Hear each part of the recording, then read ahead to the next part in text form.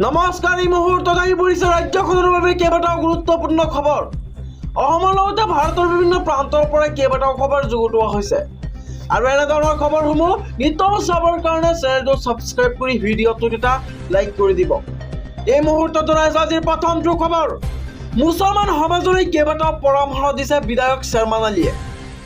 ৰাজনীতি কৰা বন্ধ কৰক, অধিসূচনা জাৰিৰ পাছতহে কৰক ৰাজনীতি, এই মন্তব্য বিধায়কগৰাকীৰ। অতি বেছি এদিনহে ৰাজনীতি কৰক, মাহৰ 30টা দিনেই ৰাজনীতি কৰাৰ দৰকাৰ নাই।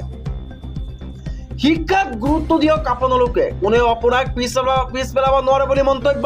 নামাজ ৰোজা কৰিলেই নহ'ব, সততাৰ সমাজৰ পৰা ঘুচ খোৱা বন্ধ কৰিব লাগিব, মন্তব্য কৰিছে বিধায়কগৰাকীয়ে। মদ, ড্ৰাগছ কিংবা নিচাজাতীয় সামগ্ৰী পৰিহাৰ কৰিব লাগে। কম বয়সত ছোৱালী বিয়া দিয়া বন্ধ কৰক, ন্যূনতম ষ্টাটুছ হোৱাৰ পাছতহে বিয়াৰ ভাবক। 2-4টা সন্তান হয়, সিহঁতক মানুহ কৰক যাতে সিহঁতে আল্লাহ ৰচুলক ভালকৈ চিনি পায়।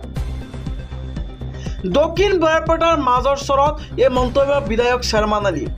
পৰৱৰ্তী খবৰ হৈছে 2 নৱেম্বৰত গ্ৰেপ্তাৰ হ'ব দিল্লীৰ মুখ্যমন্ত্ৰী অৰবিন্দ কেজৰিৱাল। প্ৰধানমন্ত্ৰী মোদীয়ে কেজৰিৱালক ভয় কৰে, যাৰ বাবে ইডি লগাই গ্ৰেপ্তাৰ কৰিব খুজিছে অৰবিন্দ কেজৰিৱালক। কেজৰিৱাললৈ ইডিয়ে চমন প্ৰেৰণ কৰাক লৈ আতিশী মানলে নাৰীৰ সংবাদমেল। প্ৰধানমন্ত্ৰীয়ে আটাইতকৈ ভয় কৰা ব্যক্তিজনেই হৈছে অৰবিন্দ কেজৰিৱাল।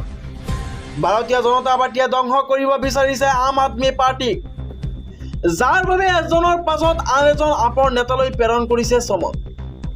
পৰৱৰ্তী খবৰ হৈছে প্ৰকাশ পাইছে দ্বিতীয় আৰু চতুৰ্থ বৰ্গৰ চাকৰিৰ বিজ্ঞাপন। মুঠ 12,600 পদত নতুনকৈ দিয়া হ'ব নিযুক্তি। লাখ লাখ নিবনুৱালৈ ভাল খবৰ দিছে ৰাজ্য চৰকাৰখনে। তৃতীয় বৰ্গৰ চাকৰিৰ বাবে 7,600 পদৰ বিজ্ঞাপন, লগতে চতুৰ্থ বৰ্গৰ 5,000 পদৰ বিজ্ঞাপন প্ৰকাশ পাইছে।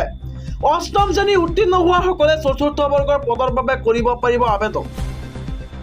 10 নৱেম্বৰৰ পৰা চাকৰিৰ বাবে আবেদন কৰিব পাৰিব। আবেদনৰ অন্তিম দিন হৈছে 29 নৱেম্বৰ। মাচুল অবিহনে আবেদন কৰিব পাৰিব আপুনি। www.seva.online.org.assam.in যোগে কৰিব পাৰিব আপুনি এই আবেদন।